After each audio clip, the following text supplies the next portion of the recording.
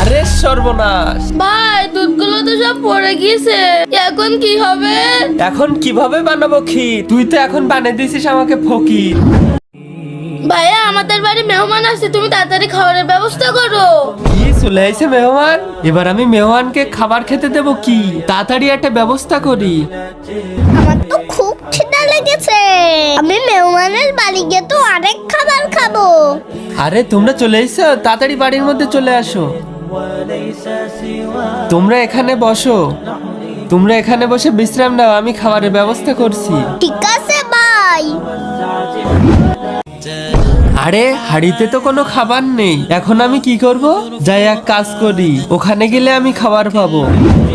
আলামিন ভাই, আমাদের বাড়ি মেহমান এসেছে, আপনার বাড়ি কিছু খাবার থাকলে আমার দেন। আমাদের বাড়ি কোনো খাবার নেই, যান এখান থেকে।